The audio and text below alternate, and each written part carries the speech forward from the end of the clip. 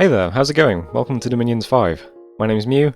This time around I'm going to be playing a multiplayer game set in the early age, and I'm going to be playing as Marverni. This video will serve as the intro for this series, and in this video I'm just going to briefly talk about Marverni and the god that I made. I'll also talk a little bit about the game settings, the map that we're going to be playing on, the mods that we'll be using, and any other details that might be important. The next video that goes up in this series will be turn 1 to 3, so if you just want to see gameplay, wait for that one. Thanks before we start go to my Patreon patrons for their ongoing support, and if you enjoy this series or any of the series on the channel, please consider liking the video, subscribing, or some of that YouTube stuff. Now then, before I talk about Marverni, I'm going to give you a disclaimer. I've never done this before. This is the disclaimer. This series might be short, okay? Now usually I have a policy where if I just get crushed really quickly, like if I'm out on like year 1 or 2, I just don't upload the series. Because I don't like disappointing people. I always feel like if I put up a series and people are like excited to see a nation and then I'm just dead by turn 12, that sucks. So I don't upload them. But in this case, even if I do get rushed really early and I'm out, I'll still upload the videos. So if you love Marverni, don't get your hopes up too much. This might be short, I don't know. The game hasn't started yet. So I can't be sure that this series will last more than 6 turns. I'm giving you that disclaimer for 2 reasons. One is that Marverni's kind of weak in the very early game. And the second reason is that Marverni is cursed. A lot of people don't know this. Marverni is a cursed nation. If you pick Marverni, you get really bad luck. You can disagree with me if you want, but that's just a fact. That's verified. Scientists have proven this. I can't cite the paper off the top of my head, but Marverni is a cursed nation. You get terrible luck if you pick Marverni, okay? So if I get rushed really early, or probably something stupider like I just bump someone's dragon and get owned. If that happens, that's unfortunate, but the videos will still go live, okay? So you'll get to see 6 turns of action. Okay, that being said, who are Marverni? Marverni are a cursed nation, made up of dudes who have no armor. That's not true, some of the units do have armor. A lot of them are naked dudes, with javelins though. The big thing I always remember about Marverni is that they do big communions of meteors that they drop on people. And I remember this because Marverni was one of the first nations I played in Dominions 3. It was the first game I joined that wasn't a newbie game. And I did the newbie thing where you just don't attack anybody. I just did my expansion and then I just sat still for like, I don't know, 50 turns.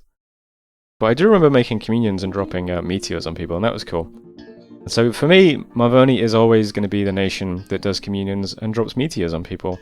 And you know what? From speaking to some other players, turns out that's mostly what other people know about Marverni as well.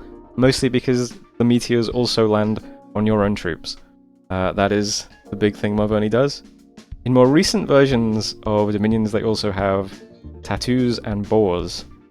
So, some new dimensions to Marverni beyond dropping meteors on people, which should be cool. By the way, if you're new to this channel, I am a pretty casual Dominions player, even though I've played for a very long time.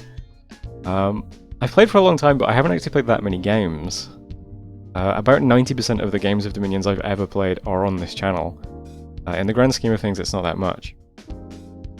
But I do like to just figure things out as I go, so it's kind of a learn by doing channel, so I'm not a super expert, but I try my best. Marverni is an astral nation primarily, also got some earth and nature and a bit of water as well, I think. I'm not sure what you do with low amounts of water. Their troops are mostly human, many of them are unarmored. They have a sacred that goes berserk, which is interesting, but it is still a human troop. So I don't know if that's good or bad. And they have a pretty good knight unit as well that I haven't really tried much. I might try it in the expansion though. We'll see. That's the extent of my knowledge of Marverni, so wish me luck. When I was testing gods, so originally I was taking awake expanding gods to help me in the early game, and I had a bless that also helped me in the early game.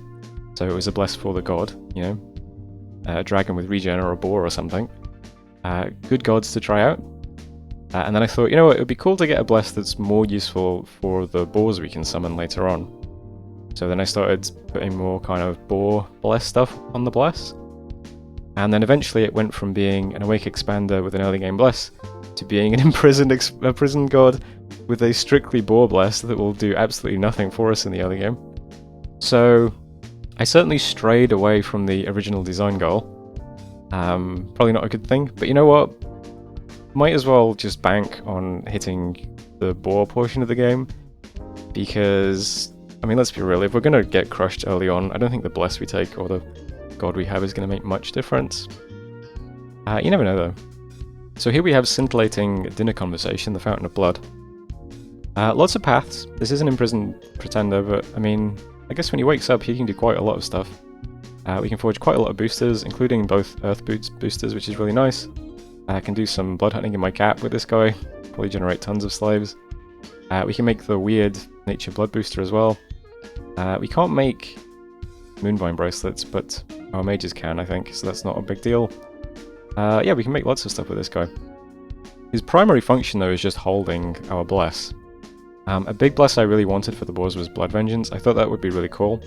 This might end up backfiring horribly when we reach the dropping meteors on our own troops portion of the game, but who knows? I think if we can just hit the point where we're just massing tons and tons of Sacred Boars who all have Blood Vengeance, that might be pretty good. I then just slapped a bunch of resists on the Boars as well. Might as well just get every type of resist, why not? And Larger is a really good bless for Boars as well. Yeah, this is 100% a Boar bless. The weakness that Boars have, if we ever actually reach that point, is that they have like no magic resistance. And their magic resistance is so low, I don't think putting magic resistance on the bless is even worth it. I think the best resistance we have against